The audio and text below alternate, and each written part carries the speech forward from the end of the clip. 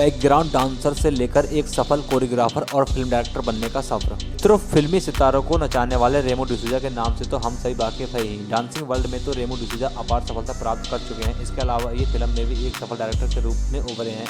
आज हम अपनी इस कहानी के माध्यम से आपको ये बताएंगे कि रेमो डिसूजा कैसे बैकग्राउंड डांसर से लेकर एक सफल कोरियोग्राफर और फिल्म डायरेक्टर बने हैं, क्योंकि इस कहानी के पीछे बहुत ही ज्यादा स्ट्रगल छुपा हुआ है, जिससे आप बहुत कुछ सीख सकते हैं और आपको ये कहानी से बहुत कुछ प्रेरणा मिलेगी। नमस्कार दोस्तों, स्वागत है आपका हमारे YouTube channel inspiring thoughts by Raj में। दोस्तों, यदि आप मोटिवेटेड कहानी सुनना पसंद करते हैं और आप भी स्ट्रगल कर रहे हैं तो और अपने जीवन में सफल होना चाहते हैं तो आपको ये मोटिवेट कहानी जरूर सुनना चाहिए और आपको इनसे प्रेरणा लेते रहनी चाहिए। तो जिस तरह से आपके सपने बड़े होते हैं, वही सपनों के साथ पैदा हुए रेमो डिसूजा। रेमो डिसूजा का वास्तविक नाम रमेश गोपी है। उनका जन्म 2 अप्रैल 1974 को केरल में हुआ था। उनके पिता का नाम गोपी नायर और माधवी अम्मा के साथ पैदा हुए थे। उनके पिता भारतीय वायुसेना में एक शेफ के रूप में कार्य करते थे और माता एक गृहिणी थी। उनका एक बड़ा भाई गणेश गोपी और 4 बहनें हैं। उनकी शिक्षा गुजरात के जामनगर में एक वायुसेना स्कूल में हुई थी। अपने स्कूल के दिनों में वह एक एथलीट थे और 100 मीटर की दौड़ में पुरस्कार जीता था। SHC बोर्ड की परीक्षा उनके जीवन का एक महत्वपूर्ण बिंदु थी और ये इन परीक्षाओं के दौरान रमेश को महसूस हुआ कि उन्हें पढ़ाई में बिल्कुल कोई दिलचस्पी नहीं है। उनका सपना तो एक डांसर बनने का था। फिर क्या, उन्होंने तुरंत स्कूल छोड़ दिया और मुंबई चले गए, लेकिन उनके पिता चाहते थे कि वे भारतीय वायुसेना में शामिल हो। उनकी जिद और उनकी मां के समर्थन ने उन्हें मुंबई में अपने सपनों को आगे बढ़ाने का साहस दिया। उनके प्रसिद्ध नर्तक, कोरियोग्राफर और निर्देशक बनने का पहला बड़ा कदम और आज हम उन्हें जानते हैं। दोस्तों, जैसे कि हम सभी जानते हैं कि सफलता संघर्ष से ही मिलती है, इस तरह से संघर्ष हमेशा रेमो की यात्रा का एक हिस्सा रहा है। नृत्य कला पर कोई औपचारिक प्रशिक्षण प्राप्त नहीं करने के बावजूद उन्होंने सफलतापूर्वक एक नर्तक के रूप में खुद को स्थापित किया है। डांस आपके DNA में शामिल होता है और ये वही है जो इस सर्वोच्च प्रतिभाशाली नर्तक के लिए सही साबित होता है। उन्होंने खुद को संगीत, वीडियो और फिल्म से नृत्य की कलाएं सीखी और ये उनकी रचनात्मक और सीखने की इच्छा और अनुकूलन ही है जिसने सफलता के लिए उनका मार्ग प्रशस्त किया। लेकिन ये सब इतना आसान नहीं था। कई अस्वीकृति के बिना संभव नहीं था। निराशाओं ने उन्हें बहुत ही कम उम्र में अवसाद में डाल दिया, लेकिन उनके हौसले बहुत बुलंद थे। उनके अंदर के जुनून और खुद के लिए एक नाम बनाने की जिद ने उन्हें मुंबई में अपने प्रयासों की जारी रखने की इच्छा शक्ति दी। शायद उनकी प्रारंभिक नृत्य अकादमी सुपर वॉर्ड का उद्घाटन उनकी सफलता की ओर पहला कदम था। अपने 3 दोस्तों के समर्थन के साथ वह इस तरह के अधिक बैच स्थापित करने में सक्षम हुए।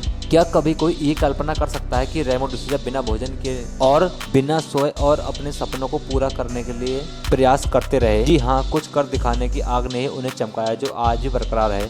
डांस में निपुण होने के बावजूद रेमो डिसूजा को उनके गहरे रंग और रूप के कारण हमेशा अस्वीकार कर दिया जाता था, लेकिन उनकी जिद के आगे भाग्य को झुकना पड़ा और उन्हें उनका पहला ब्रेक तब मिला जब 1995 में फिल्म रंगीला में एक पृष्ठभूमि नर्तक यानी बैकग्राउंड डांसर के रूप में दिखाई दिए। अहमद खान के नृत्य समूह के लिए उनका ऑडिशन खान ने प्रसिद्ध कोरियोग्राफर की बहन सुनीता से अनुरोध करने के बाद उन्हें मौका देने के लिए कहा। बाद में वह अहमद खान के सहायक बन गए।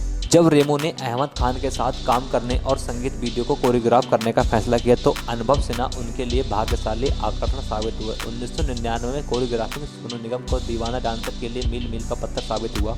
उन्होंने अनुभव सिन्हा के साथ तुम बिन की, जो कि एक हिट थी। इसके बाद उन्हें लगातार फिल्मों के ऑफर आते रहे जिन्हें उन्होंने अपने पूरे करियर में कोरियोग्राफ किया है। एक कोरियोग्राफर के रूप में न केवल सफलतापूर्वक प्रयास किया है बल्कि डांस रियलिटी शो के जज के रूप में भी प्रसिद्ध अर्जित की है। झलक दिखला जा, डांस इंडिया, डांस प्लस आदि जैसे शो के लिए जज के रूप में उन्हें पसंद किया गया है। डांस के प्रति लगाव को देखते हुए उन्होंने निर्देशन की दुनिया में कदम रखा और निर्देशन में बनी पहली बंगाली फिल्म 2007 में वानी लाल पहरेदार थी। इस फिल्म में मिथुन चक्रवर्ती ने अभिनय किया था। इस फिल्म में उनके निर्देशन को पसंद किया, जिससे उन्हें निर्देशक के रूप में भी पहचान दिलाई और उन्हें इस फिल्म के लिए पुरस्कार से भी नवाजा गया है। लेकिन दुख की बात यह है कि इसका राष्ट्रीय प्रभाव नहीं पड़ा। साल 2011 में एक बार फिर मौका आया। अब उन्होंने जैकी बनानी की फिल्म का निर्देशन किया पर वो उससे असफल रहे। उसके बाद उन्होंने अपने डांस आर्ट को ध्यान में रखते हुए नृत्य फिल्मों की शैली की सुर्खियों में ला दिया और अपने नए विचारों के साथ सिद्धार्थ राय कपूर और रोनी स्कूवाला के साथ ABCD फिल्म बनाई जो 2013 में रिलीज हुई थी। इस फिल्म में उन्हें फिर से सुर्खियों में ला दिया है। उसके बाद उन्होंने पीछे मुड़कर कभी नहीं देखा। ये वह समय था जब उन्हें उद्योग के साथ साथ अपने वास्तविक जीवन में गुरु को सरोज खान और प्रभु देवा के साथ काम करने का मौका मिला। फिर 2015 में ABCD 2 आया और 2020 में निर्देशक के रूप में उनकी तीसरी फिल्म स्ट्रीट डांसर 3D के बाद उन्हें अपार सफलता प्राप्त की।